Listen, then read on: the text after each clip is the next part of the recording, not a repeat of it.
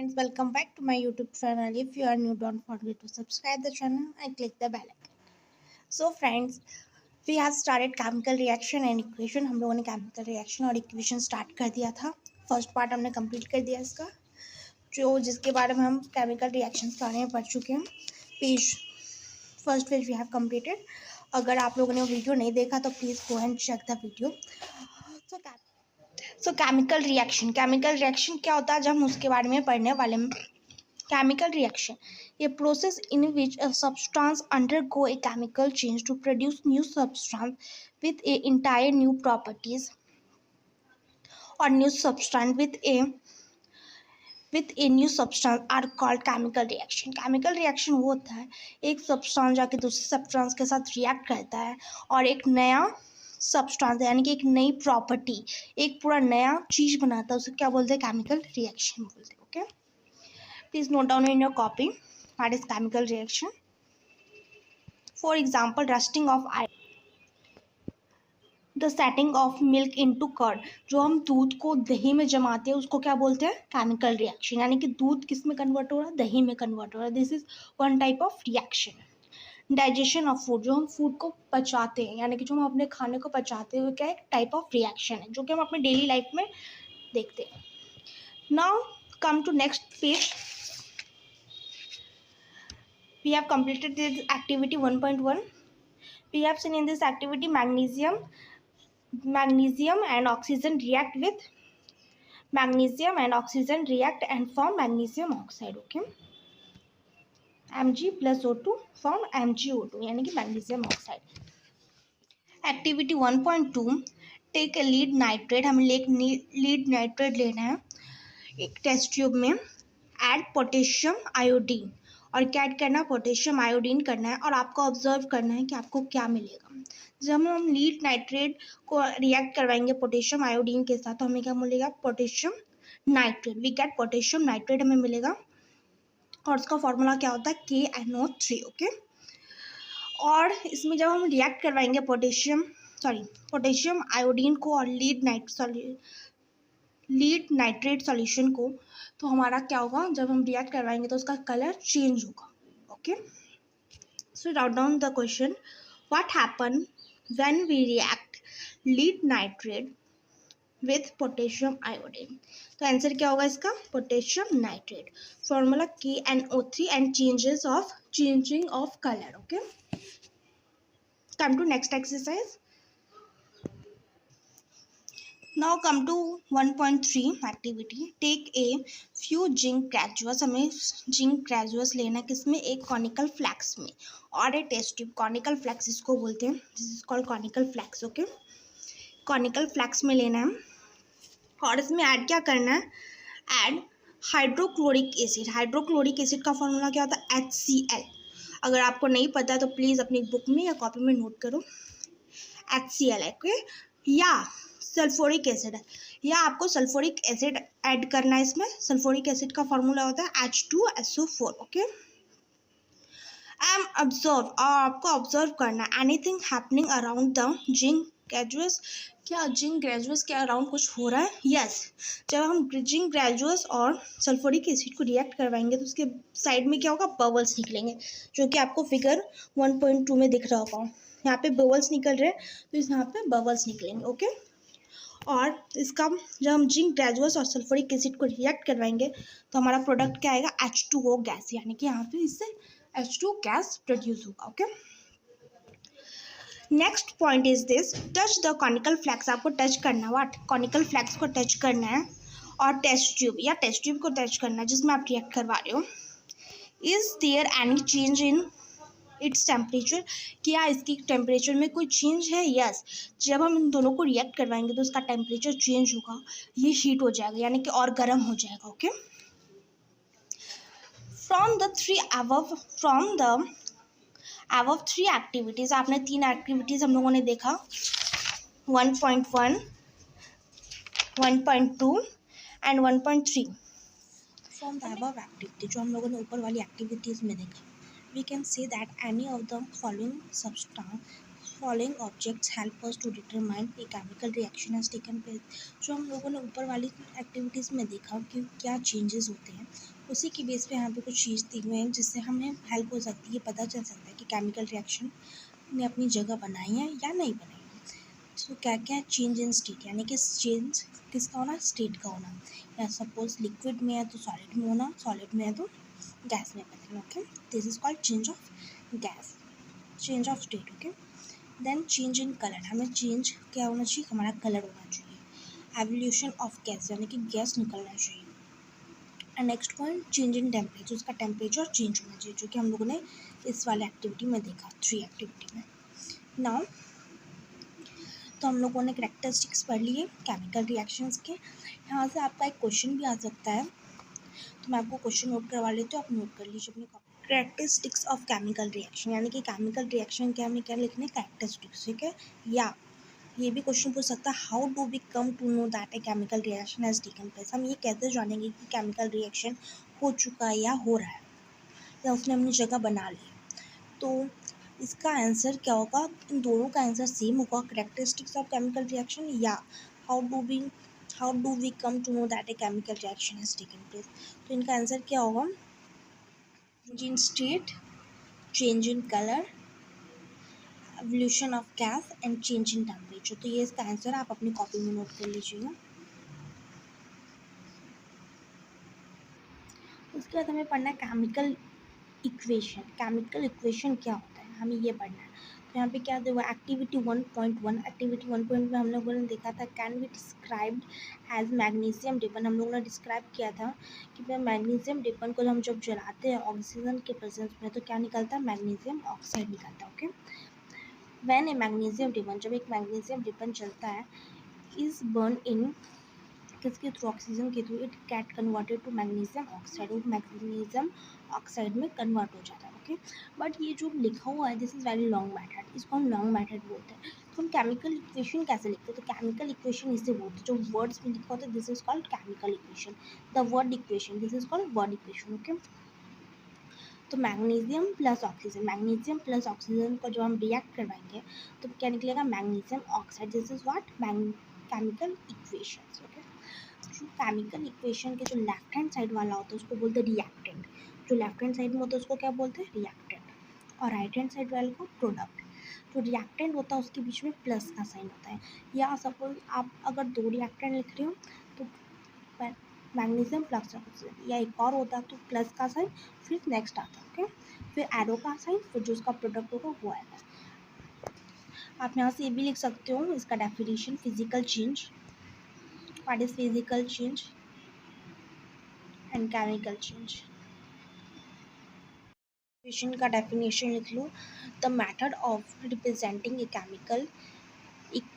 chemical reaction with the help of symbols and formula of a reactions and product is called chemical equation। chemical equation जो एक method है represent करने का, क्या, equation को symbol के हेल्प से या फॉर्मूला के हेल्प से, जिसमें क्या रिएक्टेंट एंड प्रोडक्ट को शो किया जाता है, उसी को क्या बोलते हैं, केमिकल इक्वेशन बोलते हैं। इसका एक एग्जांपल भी है H2 + Cl2, यानी कि जब H2 और Cl2 को रिएक्ट करवाएंगे तो क्या निकलेगा, HCl निकलेगा। Okay,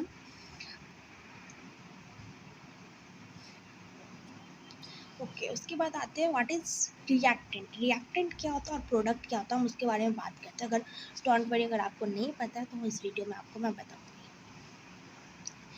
the result of chemical reaction, मैंने अभी आपको बताया जो प्रोडक्ट होता है वो राइट हैंड साइड होता है और जो रिएक्टेंट होता है वो लेफ्ट हैंड साइड होता है। Okay, the result of chemical reaction, जो रिजल्ट हो किसका, केमिकल रिएक्शन का, इज कॉल्ड प्रोडक्ट, उसको प्रोडक्ट बोलते हैं। यानी कि जो भी केमिकल रिएक्शन का रिजल्ट आएगा, इन दोनों को सॉल्व करने के बाद जो भी रिजल्ट आएगा वो उसको क्या बोलेंगे, प्रोडक्ट बोलेंगे।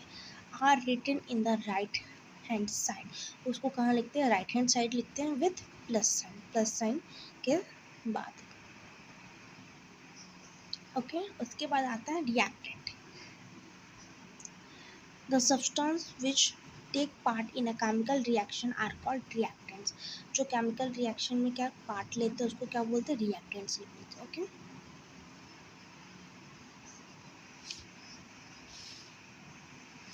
इसे आप काट लो प्लीज, ये गलत हो गया।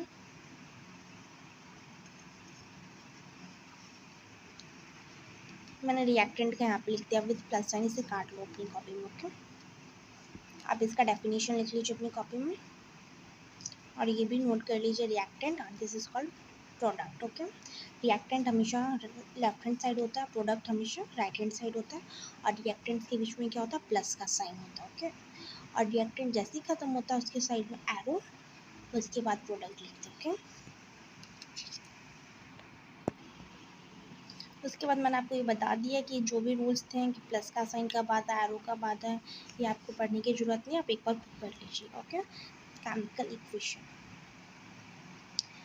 राइट ए केमिकल इक्वेशन कैसे लिखते हैं मैंने आपको भी बता दिया।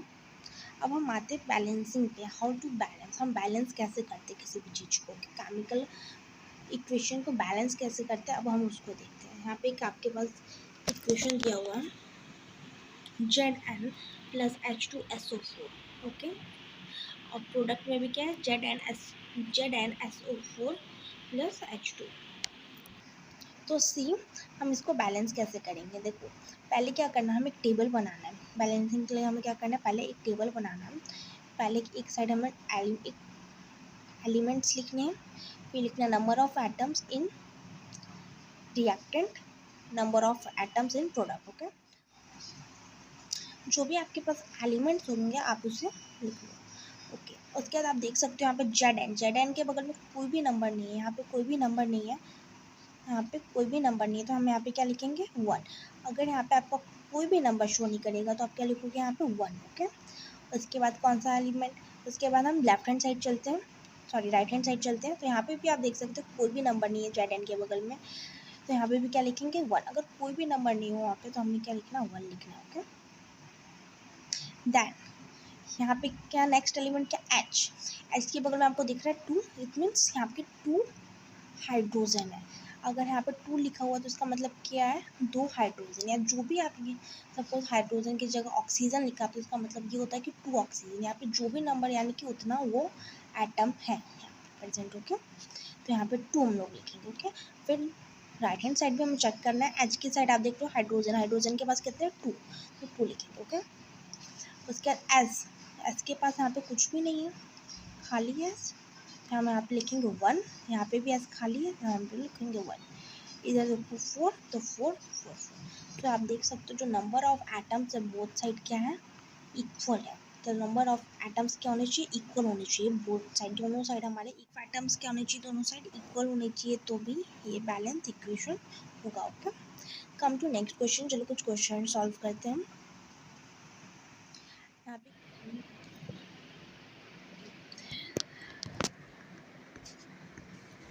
So let's solve it. तो इसके बाद आप इसमें क्या करना है, आप देख रहे होंगे कि यहाँ पे जो एटम्स हैं वो अलग अलग है। यहाँ पे एफ, यहाँ पे 1 है, यहाँ पे 3 है, यहाँ पे 2 हाइड्रोजन है, यहाँ पे भी 2 है हाइड्रोजन और सेम, बट यहाँ पे ऑक्सीजन 1, ऑक्सीजन 4। यहाँ पे जो कुछ एलिमेंट्स है वो डिफरेंट है। ओके, तो हमें क्या करना है, इसे बैलेंस करना है। अब बैलेंस कैसे करेंगे, दिस इज अनबैलेंस इक्वेशन। तो इसका फर्स्ट स्टेप क्या होता है, फर्स्ट स्टेप ये make a box around each formula, हमें एक बॉक्स बनाना है हर एक फार्मूले के बाहर। तो हम लोगों ने एफ के बाहर एक बॉक्स बनाया, H2O के बाहर, Fe3O4 के बाहर, फिर H2 के बाद, तो आगे क्या जितने भी फार्मूले हैं उसके बारे में क्या बनाना है, एक बॉक्स बनाना है। This is step 1। Okay, step 2 is list the number of atoms of different elements present in equation. हमें क्या करना है, लिस्ट बनाना है जो भी नंबर ऑफ एटम्स हैं प्रेजेंट इस इक्वेशन में। ठीक है, जैसे हम लोगों ने फर्स्ट क्वेश्चन में बनाया था लिस्ट कि number of atoms left hand side और राइट हैंड साइड कितनी, इसमें भी हमें वही लिस्ट बनाना है। एलिमेंट्स, एक एलिमेंट्स का रूप बनेगा, एक number of atoms in reactant, जो नंबर ऑफ एटम्स रिएक्टेंट में, number of atom in product. Okay, तो हमारे पास जो एलिमेंट्स होंगे पहले हम उसे नोट कर लेंगे। तो हमारे पास एलिमेंट कौन कौन से हैं, हमारे पास एलिमेंट्स हैं FeHO कि ये एलिमेंट्स हमारे पास। तो Fe कितना है, यहाँ पे देखो आप, यहाँ पे Fe के बगल में कुछ भी नहीं है तो क्या होगा, 1 होगा। ओके, राइट हैंड साइड चलते हैं, Fe के बगल में क्या 3 है, दिस इज कॉल्ड 3, तो यहाँ पे क्या होगा 3, इसका मतलब कि 3 एटम है, एटम है यहाँ पे। ठीक है, तो हम यहाँ पे 3 लिखेंगे। उसके बाद H के पास चलते हैं, तो H के पास कितना है 2, यहाँ पे हम लोगों ने 2 लिखा। यहाँ पे चलते हैं, राइट हैंड साइड जहाँ भी 2, तो हम लोगों ने 2 लिखा। ओके, उसके बाद oxygen, left hand side oxygen कितना 1, तो यहाँ पे 1, यहाँ पे ऑक्सीजन कितना 4, तो यहाँ पे 1 लिखिए। ओके, आप लोग देख रहे होंगे कि जो हम लोगों ने लिस्ट बनाया एटम्स का, एलिमेंट्स का, वहाँ पे कुछ एटम्स जो हैं वो बैलेंस नहीं है। जैसे कि एफी बैलेंस नहीं है, ऑक्सीजन बैलेंस नहीं है, बट हाइड्रोजन बैलेंस, एक हाइड्रोजन बैलेंस, उसके अलावा सब अनबैलेंस होते हैं। तो हम इसे बैलेंस कैसे करेंगे वो देखते हैं।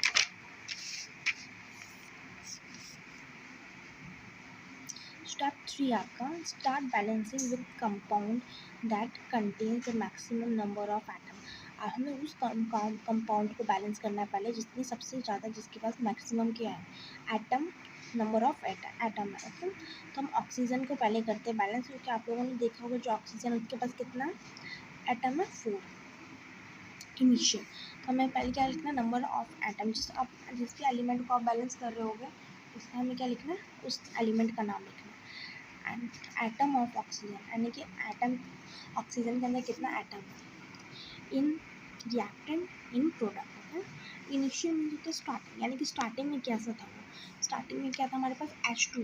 ओके, अब प्रोडक्ट में Fe3O4। ओके, हमारे पास ये थी, यहाँ पे देख सकते हो रिएक्टेंट H2O और प्रोडक्ट में क्या था Fe3O4। तो यहाँ पे आपको क्या करना होगा, जब आप बैलेंसिंग करोगे तो आपको पूरा कंपाउंड लिखना होगा, एक सिंगल एलिमेंट नहीं लिखना होगा। ओके, जब भी हम बैलेंसिंग करते हैं तो क्या लिखते हैं पूरा कंपाउंड, यानी कि जो ऑक्सीजन जिसके साथ है, जिस कंपाउंड के साथ है, तो उसको आपको पूरा कंपाउंड लिखना है। ओके, हम लोगों ने पूरा कंपाउंड लिखा, यहाँ पे ऑक्सीजन 1 है, यहाँ पे ऑक्सीजन 4 है। तो हमें बैलेंस करने के लिए तो हमें क्या चाहिए, इस साइड भी 4 चाहिए होगा, तो हम 1 को 4 से मल्टीप्लाई करेंगे तो यहाँ भी 4 हो जाएगा, यहाँ पे 4 है, तो दिस इज बैलेंस। तो हम इसको कैसे लिखेंगे, ऑक्सीजन बैलेंस हो गया Fe प्लस, आप यहाँ पे 4 लेके आए हो तो आपको 4 बाहर लिखना है। ठीक है, H2O था कंपाउंड, H2O के बाहर लिखना है आपको 4। ठीक है, Fe3 प्लस H2O, 1 को 4 से मल्टीप्लाई करेंगे तो 4। ओके, Fe3O, यहाँ भी 4, यहाँ भी 4। अब ये सोचोगे कि यहाँ पे तो ऑक्सीजन यहाँ पे है और हमने 4 यहाँ पे लिखा है, इसका मतलब आप लोगों ने मैथ्स में देखा होगा, जब भी कोई इक्वेशन लिखा होता है उसके बाहर, यानी कि ब्रैकेट के बाहर नंबर होता है, तो इसका मतलब होता है कि जो पूरे नंबर को हमें मल्टीप्लाई करना पड़ता है। ऐसे ही हमें यहाँ पे पूरे कंपाउंड को इससे मल्टीप्लाई करना होगा, ऑक्सीजन को भी और हाइड्रोजन को भी। ओके, स्टेप 4, इसका नेक्स्ट एटम को हम करते हैं हाइड्रोजन। इसका इनिशियल कैसे था H4 H2 है, यहाँ पे 4 कैसे आया, हम अभी ऑक्सीजन को किया था हम लोगों ने बैलेंस, तो 4 आया था एट दैट 2, यानी कि हमें अब यहाँ पे हमें कितना चाहिए, यहाँ पे ऑक्सीजन हाइड्रोजन कहाँ है, एटम कितने हाइड्रोजन के पास एटम कितने, 2 1 2 2 2 4 2 3 6 2 4 8, यानी कि 2 4 8, यहाँ पे 8 हाइड्रोजन और यहाँ पे 2, यहाँ भी हमें क्या चाहिए 8 चाहिए, तो 2 को 4 से मल्टीप्लाई करेंगे तो 8 हो जाएगा। ओके, तो हमें 4 चाहिए था यहाँ पे, तो हम लोगों ने यहाँ पे 4 को लिखा, ऐसे आपको लिखना है। फिर नेक्स्ट स्टेप में आपको क्या करना है, हम आयरन को बैलेंस करेंगे, तो इस साइड 3 इस साइड 1, तो यहाँ भी हम क्या लिखेंगे 3 लिखेंगे, 1 को 3 से मल्टीप्लाई करेंगे तो यहाँ भी 3 आ जाएगा। Now the equation is balance, आप देख सकते हो यहाँ पे 3 Fe plus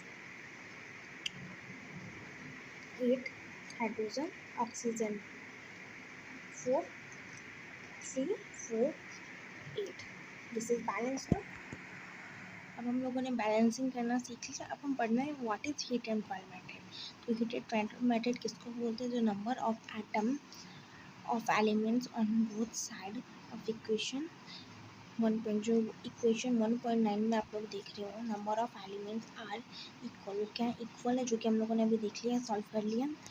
this equation is not balance, equation क्या बैलेंस है। This method of chemical reaction is called hit and trial, जो हम लोगों ने इस मेथड किया है अभी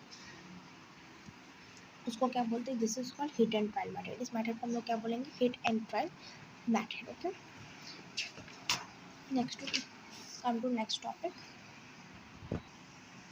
इस टॉपिक में हमें क्या पढ़ना, types of chemical reaction, chemical reaction के बारे में पढ़ना। ओके, तो फर्स्ट जो केमिकल रिएक्शन हो गया कम्बिनेशन रिएक्शन। कम्बिनेशन रिएक्शन, तो कम्बिनेशन रिएक्शन क्या होता है इसके बारे में पढ़ते हैं। एक्टिविटी 1.4, इस एक्टिविटी का पहले रीड करते हैं। Take small amount of calcium oxide, small amount में क्या लेना है, कैल्शियम ऑक्साइड लेना है और क्यूक्लाइम लेना है, ठीक है, इन अ बीकर, किसमें, बीकर में, this is called what, beaker, इसे बीकर बोलते हैं। यहाँ पे आप लोग देख रहे हैं कैल्शियम ऑक्साइड लिया है।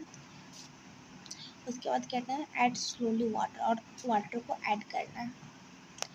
Touch the beaker as shown in figure, क्या करना, टच करना बीकर को, यानी कि छूना इसे।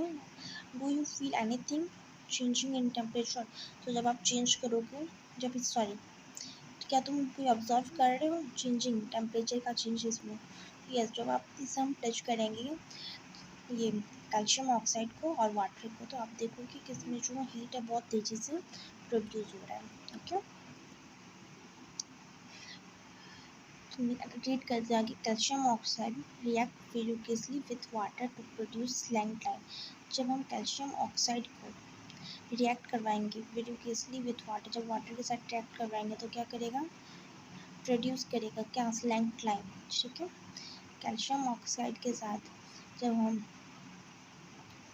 रिएक्ट करवाएंगे वाटर को तो क्या निकलेगा, स्लैंग लाइन निकलेगा, और उसी को हम क्या बोलते हैं, हाइड्रो कैल्शियम हाइड्रोक्साइड। जहाँ से आप नोट कर सकते हो कॉम्बिनेशन रिएक्शन क्या होता है, रिएक्शन इन विच टू और मोर, a reaction in which a single product is formed from two or more reactants is known as combination reaction। ये रिएक्शन जिसमें सिंगल प्रोडक्ट बनता है किससे, दो या दो से ज़्यादा रिएक्टेंट्स हैं, ओके, उसी को कॉम्बिनेशन रिएक्शन बोला जाता है। तो यहाँ पे एग्जांपल है क्यूक्लाइम और H2O का, जो कि बना रहा है स्लैंग लाइन।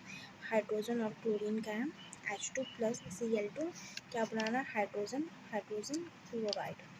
नेक्स्ट है Mg2 + O2, जो हम लोगों ने एक्टिविटी 1 में देखा था कि जब मैग्नीशियम और ऑक्सीजन को रिएक्ट करवा देते तो क्या बनता है, मैग्नीशियम ऑक्साइड। ये सारी किसकी एग्जांपल है, मैग्नीशियम कॉम्बिनेशन रिएक्शंस की। Okay,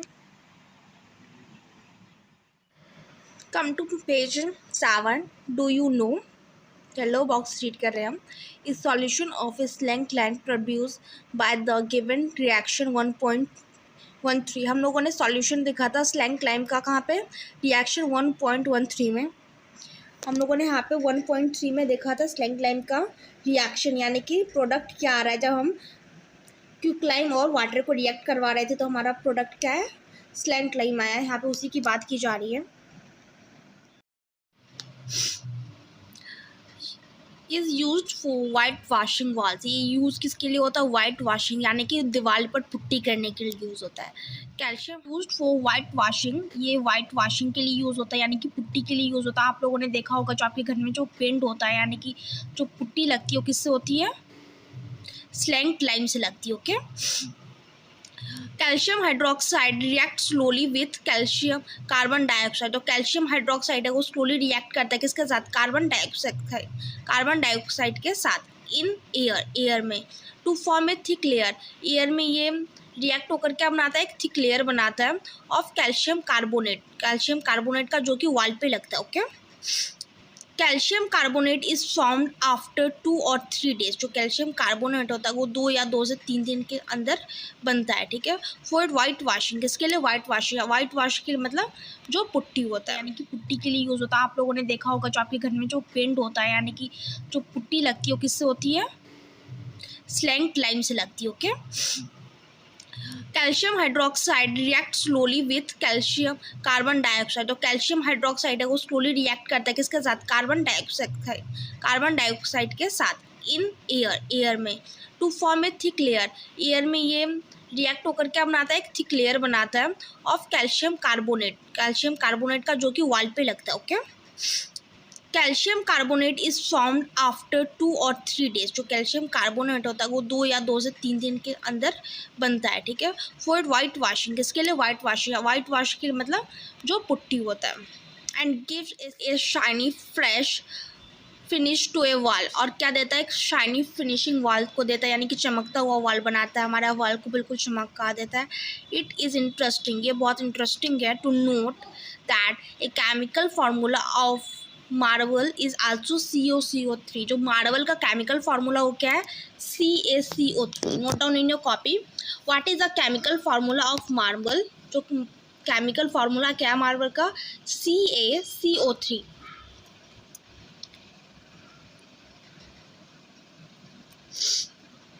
okay, calcium hydroxide react with CO2 and form calcium carbonate. जब कैल्शियम हाइड्रोक्साइड रिएक्ट करता है किसके साथ, CO2 के साथ, और क्या बनाता है, कैल्शियम कार्बोनेट, और इसके साथ क्या निकल रहा है, H2O। Okay, let us discuss some more example of calcium carbonate. चलो और भी एग्जांपल देखते हैं किसकी, कम्बिनेशन रिएक्शंस के। ओके, बर्निंग ऑफ कोल, यानी कि कोयला का जलना, तो इसका इक्वेशन क्या होगा, C+O2 form CO2। Okay, burning of coal का क्या फॉर्मूला होगा, CO2। Formation of water, and react with 2H2 + O2 forms 2H2। Okay, next line, in simple language we can say that when two or more substance, elements or compound combine to form a single product, the reactants are called combination reaction। हम लोगों ने इसके बारे में बात कर लिया था, व्हाट इज combination reaction। तो combination reaction वो होता है जिसमें दो या दो से ज़्यादा कंपाउंड या एलिमेंट्स रिएक्ट होते हैं फॉर्म करने के लिए क्या, एक single product. Okay, in activity 1.4 we observe that a large amount of heat is evaluated। हम लोगों ने 1.4 में देखा एक्टिविटी में कि एक लार्ज अमाउंट ऑफ हीट निकलता है। This makes the reaction maximum warm, ये क्या बनाता है, रिएक्शन को गर्म और गर्म बनाता है। एक्टिविटी 1.4 में हम लोगों ने क्या देखा था कि जब हम लोगों ने रिएक्ट करवाया था कैल्शियम ऑक्साइड और क्विकलाइम को, तो हमारा जो हीट था वो बहुत ज़्यादा निकला था, और क्या बनाया था उसने, स्लैंट लाइन बनाया था। यहाँ पे उसी की बात की जा रही है, reaction in which heat is release, जिसमें रिएक्शन में हीट निकलेगा along with the formation of product के साथ, आर कॉल्ड एक्सोथर्मिक रिएक्शन। उस रिएक्शन को क्या बोला जाएगा, एक्सोथर्मिक रिएक्शन। तो आप इस क्वेश्चन को नोट कर सकते हो, what is exothermic reaction. Exothermic reaction क्या होता है, तो इसका आंसर यहाँ पे दिया हुआ है, reaction in which heat is released among with formation of product are called exothermic. ऐसा रिएक्शन जिसमें प्रोडक्ट के साथ हीट निकलता है उसको क्या बोला जाता है, एक्सोथर्मिक रिएक्शन। तो एक्सोथर्मिक रिएक्शन का कुछ एग्जांपल दिया हुआ है, बर्निंग ऑफ नेचुरल गैस, यानी कि नेचुरल गैस को जलाना, इसके अंदर भी क्या निकलता है, गैस निकलता है। ओके, हीट निकलता है। Do you know that respiration is an exothermic process, यानी कि जो सांस लेते हैं उसको क्या बोला जाता है, एक एक्सोथर्मिक प्रोसेस है, वो भी एक एक्सोथर्मिक प्रोसेस है। we all know that we need energy to stay alive। हम लोग जानते हैं कि हमें जीने के लिए क्या चाहिए होता है, एनर्जी चाहिए होता है।